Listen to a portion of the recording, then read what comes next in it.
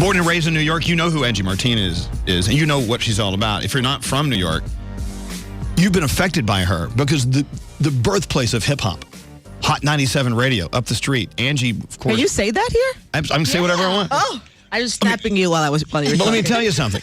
Hot 97, and Jay-Z would talk about Hot 97 in his songs. But then you would always bleep it out. I didn't bleep. I don't do that. I don't play that game. I don't care. I'm not a believer in competitors can't recognize each other because that's not how real listeners listen. Right. People listen to different stations. But anyway, Angie Martinez. Hi.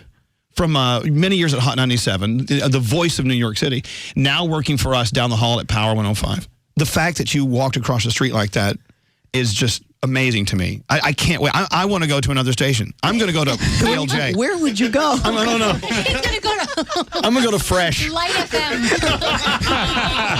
Would you do like middays at Fresh? I'm going to have the no repeat work day. That would be unbelievable. Angie, let's talk to Danielle for a second, who was born and raised in the Bronx. Yeah. Hi, Danielle. Hi, I was in the Bronx yesterday. I did a book signing in the Bronx. You It were was so in Bay great. Plaza. I was. That's my old stomping But ground. Danielle, Well, growing up listening to Angie, why is she so important to your life? Why were you up all night reading her book? Other than the fact that I grew up, doing what you did, interning at the radio station, trying to do everything I could to get my foot in the door, coming up You're that so cute. same Go. way. I love you. Go. Say more. Say more. But just one, I think your book gives a lot of really good life experience to people up and coming in the workforce, period.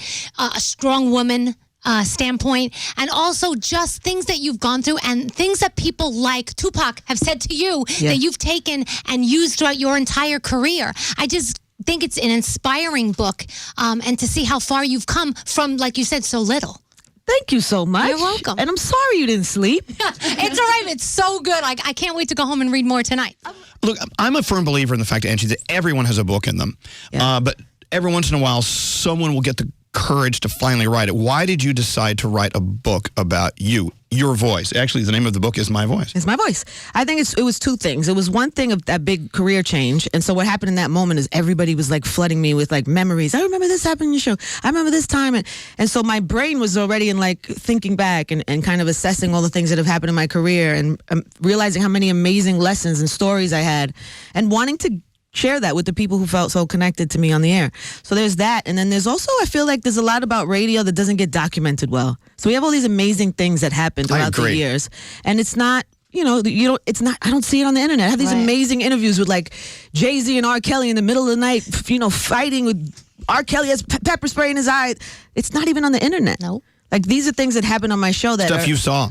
Stuff that I saw, stuff that, it happened on my show. And so I wanted to tell those stories. I wanted to document those stories as part of, hip-hop culture. And so it was that. It was that and also me wanting to share with people who just have been so supportive and so amazing throughout my career that I wanted to do that. You say you need to be true to yourself and you need to, like, when you came on the air and cracked the mic. I love that there's Fireball in here in the morning, by the way. I'm sorry. Hey, maybe a little less talk, a little more pouring. A little more Fireball, please. But go ahead. I'm sorry, Danielle. When Tupac passed away and you went to the radio station and opened the mic, and you said you had to be true to yourself and just talk to the people and just not be fake, be yourself, and that you've carried that throughout your entire career, that you just need to be you. Yeah, because sometimes you don't know what to do, and then what? If you don't have the answer, then what do? You can't not show up. So you just have to show up and like be in the moment. I'm sure you both can relate to that. Yeah. Like in moments where you don't expect. I don't know how to handle this. You just show up and you're honest. Yeah, and you know what? It always works out because you trust yourself. Is there a fear when you first come out with a book? Are you concerned like no one's going to buy it? I'm concerned about that all the time. When I have an in-store, I think nobody's going to come. And they do. They come, and it makes me emotional every time because I'm always like... Your birthday party at the Palladium, you didn't think anybody was showing up. I didn't think anybody was going to show up. But they do. They do. And I think that's what makes you a fantastic communicator is you're not ahead of yourself. You're not afraid to say, hey, I'm a human. I'm a little afraid, just like everyone else is, at failing at this or, Yeah, because I failed many times in my life. I know, but because of your failures, you are so successful. Yeah, I'm sure you've had some too yourself, no? Yeah, a lot of failures. I really have. But not now, having you here. It's kind of... You finally made it, Elvis. Well, I finally made it. Angie Martinez came to my show. Even if you aren't like a radio hound and you didn't listen to, or you haven't listened and don't listen to Angie now because you're not from here, whatever, The story is where it's at.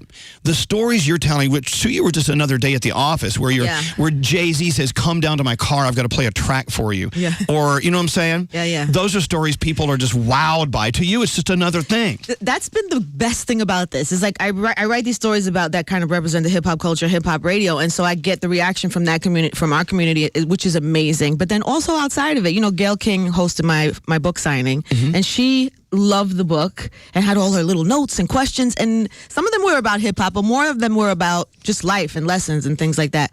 Last night at the book signing, I met a guy who worked overnights. He's at the toll booth. And I talk about overnights, how challenging of a life that is, like living. Did you ever do that in your career? No. Overnights? It's a hard life when you don't see daylight. Yeah. You're up, everybody's sleeping. When you want to talk to people, nobody wants to talk to you.